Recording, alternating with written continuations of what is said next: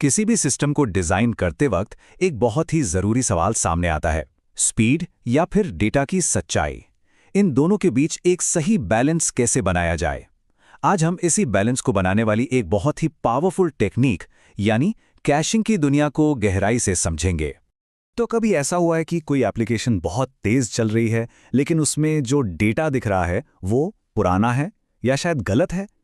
ये एक बहुत ही कॉमन प्रॉब्लम है और इसका असली जवाब कैशिंग की एक बहुत ही फंडामेंटल चुनौती में छुपा हुआ है।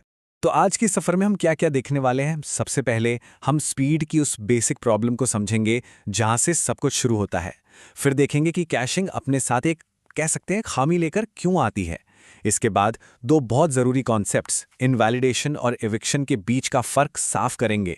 फिर हम तीन सबसे ज़रूरी कैशिंग पैटर्न्स को जानेंगे, कुछ कॉमन गलतियों से बचना सीखेंगे और आखिर में एक आर्किटेक्ट की तरह सोचेंगे कि ये ट्रेड ऑफ आखिर है क्या। चलिए शुरू करते हैं।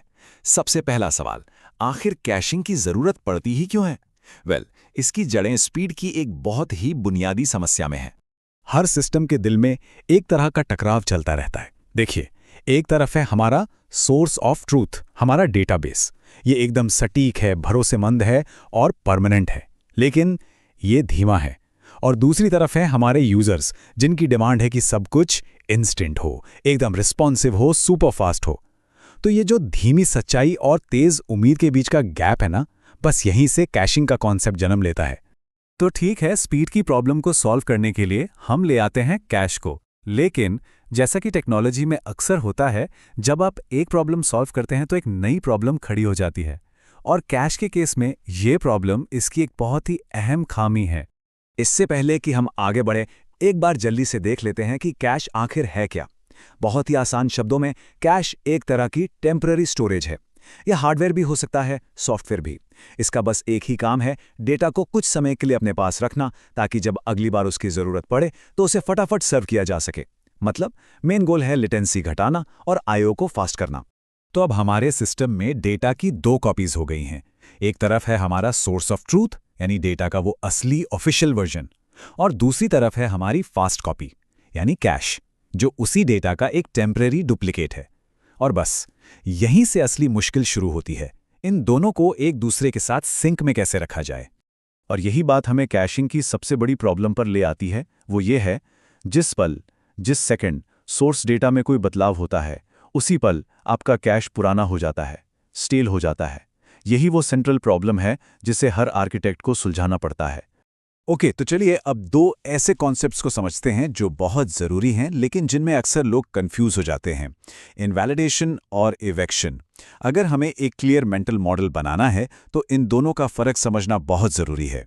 तो इन दोनों के बीच का सबसे बड़ा फ़र्क क्या है? सिंपल है। इनवैलिडेशन का लेना देना है डेटा की सच्चाई से, उसकी करेक्टनेस से, जबकि इविक्शन का लेना देना है कैश की जगह से, उसकी कैपेसिटी से। एक डेटा को सही रखता है तो दूसरा कैश में जगह बनाता है। इस टेबल को देखिए, इससे यह फर्क और भी साफ हो जाएगा। इनवैलिडेशन का मकसद क्या है?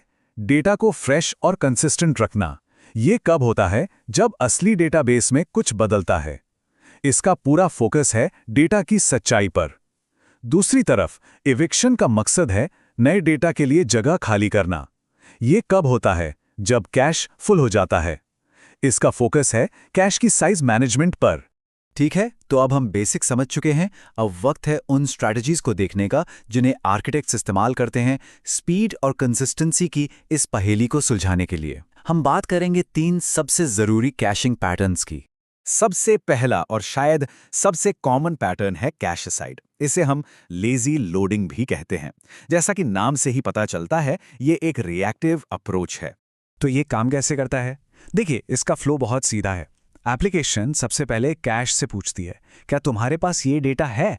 अगर डेटा नहीं मिलता, जिसे हम टेक्निकली कैश मिस कहते हैं, तो एप्लीकेशन सीधा डेटाबेस के पास जाती है और डेटा ले आती है। लेकिन वापस यूजर को देने से पहले वो उस डेटा को कैश में रख देती है, ताकि अगली बार काम आ सके। इसका फायदा यह है कि सिर्फ वही डेटा कैश होता है जिसकी वाकई जरूरत है। अब आते हैं दूसरे पैटर्न पर, राइट थ्रू। ये कैश असाइड से काफी अलग है। ये एक ज्यादा प्रोएक्टिव तरीका है। इसमें क्या होता है, जब भी एप्लीकेशन कोई डेटा राइट करती है तो वो पहले उसे कैश में लिखती है और ठीक उसी वक्त सिंक्रोनसली उसे डेटाबेस में भी लिखती है। इसका मतलब ये हुआ कि राइट ऑपरेशन को तब तक कंप्लीट नहीं माना जाएगा जब तक डेटा दोनों जगहों पर सेफली पहुंच न जाए।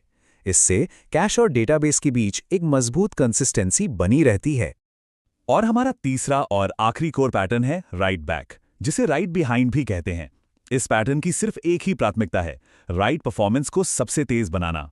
यहाँ का फ्लो देखिए, एप्लीकेशन डेटा को सिर्फ और सिर्फ कैश में लिखती है और फौरन कॉन्फर्मेशन दे देती है कि हाँ काम हो गया, और जो डेटाबेस में लिखने का काम है वो बाद में आराम से बैकग्राउंड में होता रहता है। इसे कहते हैं एसिंक्रोनस राइट। इससे राइट्स तो बिजली की तेजी से होते हैं, लेकिन आप समझ गए होंगे इसमें एक बड़ा रिस्क भी है।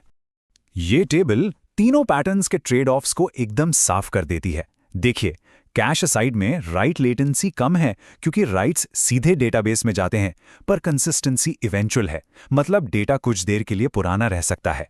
राइट थ्रू में लेटेंसी ज्यादा है क्योंकि हमें दोनों जगह लिखना पड़ता है, लेकिन बदले में हमें मिलती है स्ट्रॉन्ग कंसिस्टेंसी, डेटा हमेशा सिंक में रहेगा।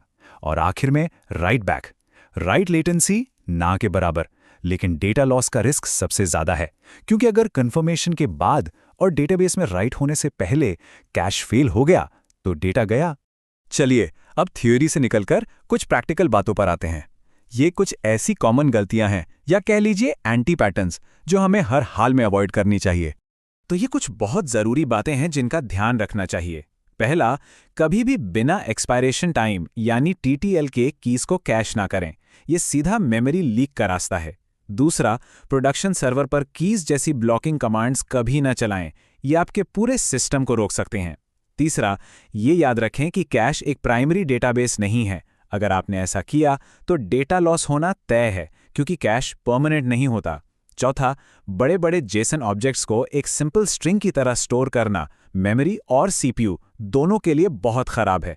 और आखिरी, हॉट कीज बनाने से बचें, मतलब ऐसी कीज जिन पर इतना ज्यादा ट्रैफिक आ जाए कि वो एक ही नोड को जाम कर दें। और इन सब बातों के बाद हम अपने आखिरी और सबसे जरूरी हिस्से पर आते हैं, एक आर्किटेक्ट का ट्रेड ऑफ। यहां हम कैशिंग को सिर्फ एक प्रॉब्लम के सॉल्यूशन की तरह नहीं, बल्कि एक सोचा समझा डिजाइन डिसीजन की तरह देखेंगे। तो आखिर में सारी बात घूम फिरकर एक ही सवाल पर आ जाती है। देखिए, कैशिंग कोई one size fits all solution है ही नहीं। ये हमेशा स्पीड, कंसिस्टेंसी और सिंप्लिसिटी, इन तीनों के बीच एक बहुत ही डेलिकेट बैलेंस बनाने का नाम है। तो सवाल ये है कि जब आप अपना अगला सिस्टम डिजाइन करेंगे तो इन तीनों में से किसे सबसे ज्यादा प्राथमिकता देंगे, क्योंकि यही चुनाव एक बेहतरीन आर्किटेक्चर की नींव बनेगा।